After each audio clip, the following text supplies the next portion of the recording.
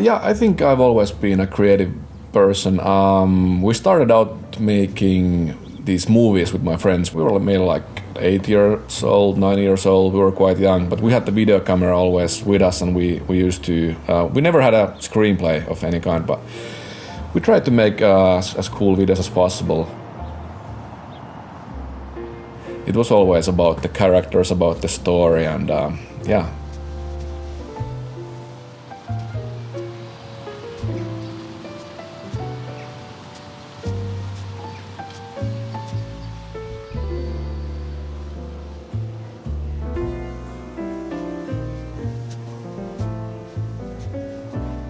I don't know if I wanted to become a writer per se. I think I wanted to become a storyteller. So I just started writing, and I was lucky enough to get my book published, and then later to be sold to other countries as well. And now I'm actually getting a foothold in the movie industry as well. So that worked out pretty well for me. I see myself as a guy who just wants to create some entertaining books that also provoke some thoughts about the subject. Every book has a different main core subject, and I think it's not all about entertainment, it's also about creating a really, memorable story. Why crime is a really good question, because I'm not a huge crime enthusiast myself. I think when I started writing back in 2012, 2013, at that time I used to read a lot of crime books, crime novels such as Nesbø and Stieg Larsson.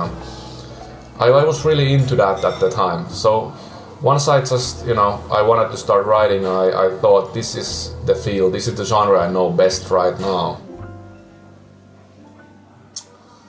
I feel, I have many emotions and many all kinds of feelings when I write. I usually try to listen to movie scores, and if I write a really scary sequence or a fun one or whatever, I always have the music that fits the situation. So I kind of feel like watching a movie.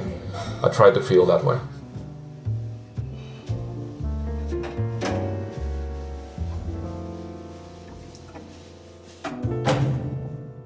Roger Koponen tosses back the rest of his Calvados, squeezes it gingerly around his mouth, and doesn't catch the tiniest hint of apple or pear.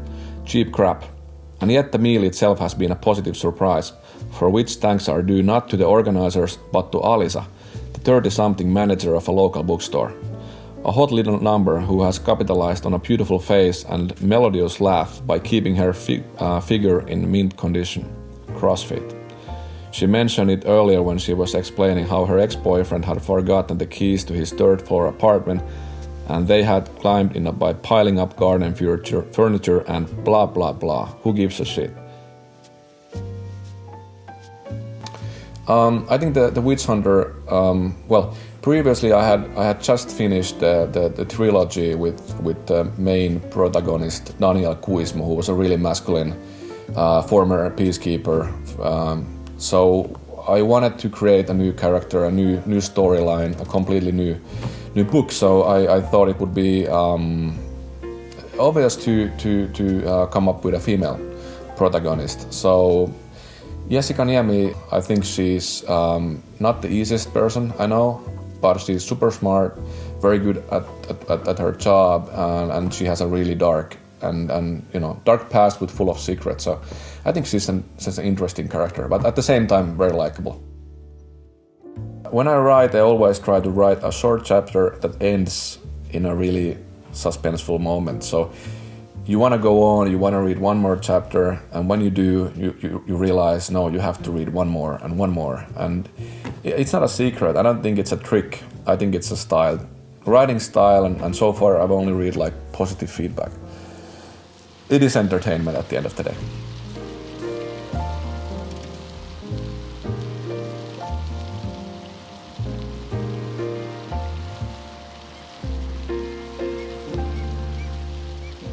Yeah, I think criticism. Well, I'm lucky in the sense that I like 90% of the feedback, the newspapers and all. It's mainly positive. So I kind of I'm unfamiliar with the situation where everybody would hate my books, where I would open the newspaper and see like 1 star out of 5. That would be just awful. So I'm afraid of that day if that day comes. I think any artist, any musician, any author, any movie maker, if they say they don't care what the critics say, they lie. I think we all do, and I think it's part of being just a human.